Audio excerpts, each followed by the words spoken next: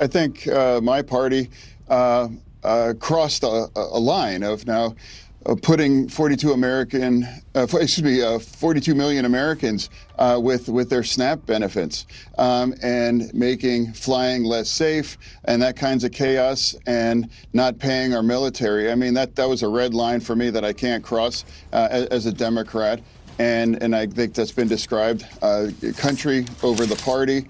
And now that I think that's been the truth throughout it, and it's only wrong to shut our government down, and I'm relieved. But the people now that are going to get paid and fed and millions of Americans, they're going to be flying now, that's going to be made more safe and restored. John Fetterman walked onto The View and stunned everyone. Looking straight into the camera, he announced he was leaving the Democrat Party, not on social media or at a press conference, but live on TV while Sonny Hostin sat speechless. The moment caught everyone off guard. Hostin had planned the segment to challenge Fetterman over his recent comments and political views. Instead, the conversation quickly turned against her.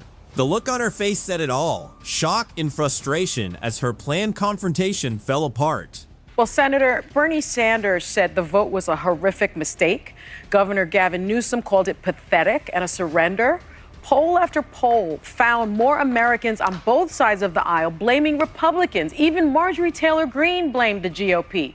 As you mentioned, Democrats had big wins last week, so you had momentum. Why give in now? Why bring a butter knife to a gunfight? Are you willing to gamble that the GOP will negotiate on health care in good faith once the government reopens? Because if that gamble is wrong, 500,000 Pennsylvanians that you represent, their health care costs will skyrocket if you are wrong. And I believe you are wrong. The trap backfired worse than anyone expected. She thought she had Fetterman cornered. For days, maybe even weeks, she'd prepared questions aimed at his recent political moves. The plan was simple. Put him on the spot over his support for certain Republican positions and make him look like a traitor to the Democratic Party. But Fetterman saw it coming. When Hostin began with her carefully worded questions, he stayed calm. He said he was tired of a party focused more on outrage than results, and more on looking good on TV than helping everyday people. Hostin's expression quickly changed. Her co-host exchanged nervous looks as the moment slipped out of their control, and the cameras caught it all. First of all, MTG is quite literally the last person in America that I'm going to take advice or to get their kinds of my leadership and values from. And now if Democrats are celebrating crazy pants like that, then that's on them. And now I don't need a lecture. I don't need a lecture from whether it's Bernie or the governor in California, because they are representing very deep blue kinds of populations. And a lot of those things were part of the extreme. And now remember, what really needs to win, the big win, is involving my state and other states and those things. And why have we arrived here after the election a year? If you're enjoying this story, don't forget to hit that subscribe button. Fetterman challenged Hostin's line of questioning without backing down. Leaning forward, he said people like her were one reason he no longer felt at home in the party. He argued that too many TV personalities claim to speak for working Americans while spending more time criticizing people who stepped outside the party line. He questioned whether media figures who live very different lives should be telling everyday Americans what to think or believe. Hostin tried to jump in, her voice growing more defensive, but Fetterman kept making his points. He criticized what he saw as a pattern of attacking people who disagreed with her, and said her legal background was often used to strengthen political arguments instead of encouraging real discussion. The other hosts seemed unsure how to respond. Joy Behar looked down at her notes as if trying to avoid the moment. Whoopi Goldberg stayed unusually quiet. The tension on the set was obvious, and viewers watched the exchange unfold live. Hostin tried to keep a smile on her face, but her frustration was hard to miss. Alyssa has the first question, sir. Good morning, Senator. So you were critical of this shutdown from the outset, saying it never should have happened, never should have come to this, even at times criticizing your own party. So I want to ask you, why did you ultimately decide to support this agreement? And where do you stand on the growing number of Democrats who are calling for Leader Schumer to step down in light of the shutdown deal? Oh, there's a lot there. Well, first of all, it's not like I agreed to that. I mean, I've been consistently. Now, remember, this all that went back to March. I effectively kind of led the charge now that it's wrong to shut our government down. And then enough of us realized that that's just too risky and that's too much chaotic. And then we kept it open, and I know there was a lot of backlash for that.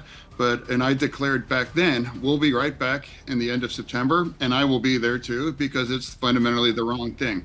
When you're confronting mass chaos, I don't think you should respond with more chaos or fight with more chaos. The audience's reaction shifted during the show, and that's when the mood completely changed. Applause broke out, with many people responding to Fetterman's comments. It was a moment that caught everyone by surprise.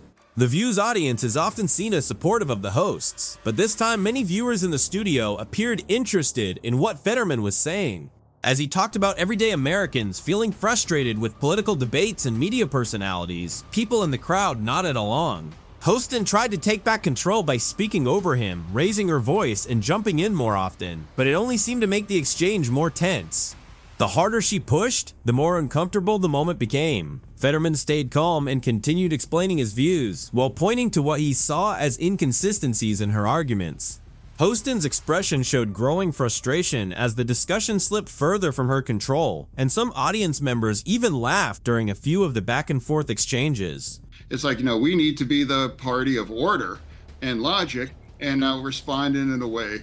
And now I refuse to weaponize the SNAP benefit for 42 million Americans, that rely on feeding themselves and their family, or making flying in America less safe. Or I refuse not to pay our military and all of the unions attached to all of this and people. So for me, it's like I don't agree with that tactic to respond to circumstances that we're confronting on this. I absolutely support Democrats. A Democratic Party has to respond. That we have to have the ability to agree to disagree on some of these core issues right now. And now, right, for me, I think it was the wrong thing to do those things, because under this shutdown, no one was getting anything. Hostin seemed to lose her footing after Fetterman pushed back against her next line of questioning. She shifted the conversation to his health, a topic many viewers likely expected to come up, but Fetterman was ready with an answer. He argued that people who often speak about inclusion and compassion shouldn't turn someone's recovery into a political talking point. He said using his stroke and recovery to score debate points sent the wrong message. The exchange created an uncomfortable moment on the set, and even some of the other hosts appeared unsure how to respond. Alyssa Farah Griffin stepped in and tried to move the discussion in a different direction, easing some of the tension. Even so, the moment had already changed the tone of the interview. Hostin looked frustrated as she shuffled through her note cards, searching for the next question. She avoided eye contact with Fetterman, and the pressure of the live broadcast was easy to notice as the conversation continued. Just follow up, is Leader Schumer, in your mind, the right leader for this moment for Democrats? I'm saying that it's like that's not really my concern right now. It's not like a leadership situation. It is, we are living in the backlash of the election. It's been effectively a year now.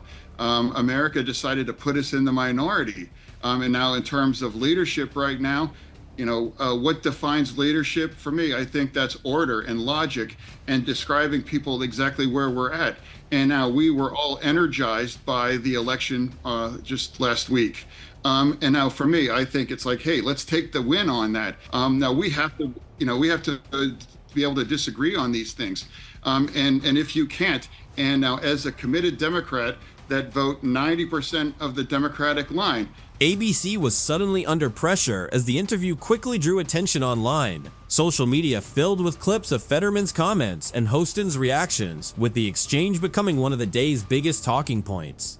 Reports suggested the network was fielding questions about the interview as viewers debated what had happened. The View is often seen as a friendly setting for Democratic voices, but this appearance turned into a much more heated discussion. Fetterman challenged the host directly, and the conversation quickly moved beyond what many expected. The episode, heavily promoted as a major political interview, sparked strong reactions from supporters and critics alike. Instead of a routine segment, it became one of the show's most talked about moments. Behind the scenes, there was speculation that producers were scrambling to respond as the tense exchange continued live on the air. Or those on the left who feel like you have made a rightward shift recently, going to Mar-a-Lago, joining Truth Social, your positions on issues like immigration, fracking.